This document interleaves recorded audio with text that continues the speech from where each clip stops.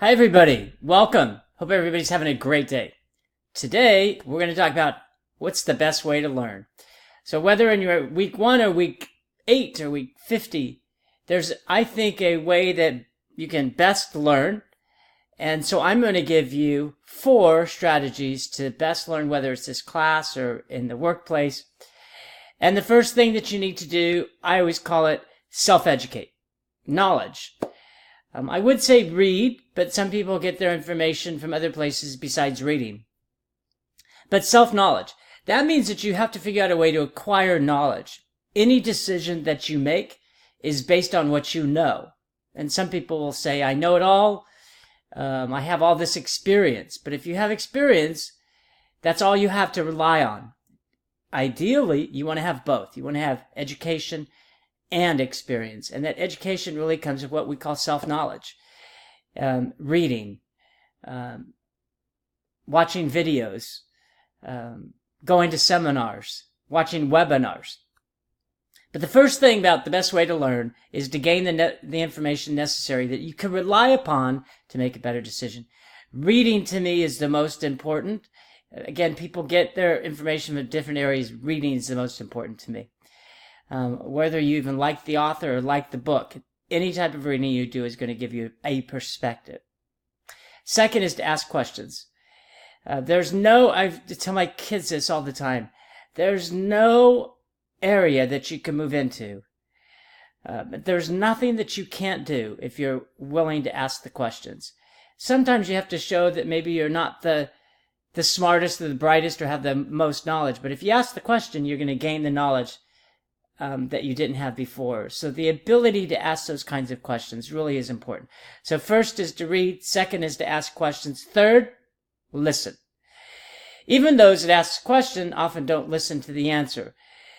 But what we're trying to do in these first 3, reading, asking questions, and listening, is we're trying to get knowledge.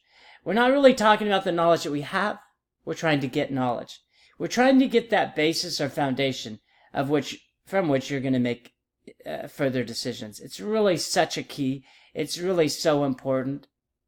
And listening is what we call it active listening, is where you actually look at somebody in the eye and say, I'm listening to what you're saying. I understand what you're saying. And sometimes you can flow that information back to somebody, and then that'll work. Fourth one is now to create your own philosophies, to create your own styles. I call them philosophies of life.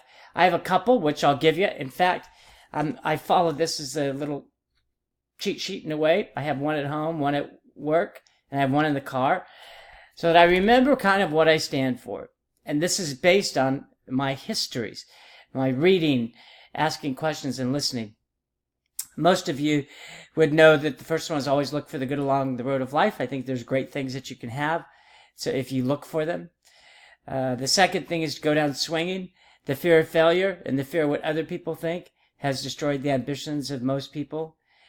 And the last one's pretty easy, which is that you can control the way you live your life, but you can't control the way people judge your life, which means you've got to do things for you and the people that care about you. Don't do things for the people who don't care about you, that criticize you. You got to do things the way that you want them.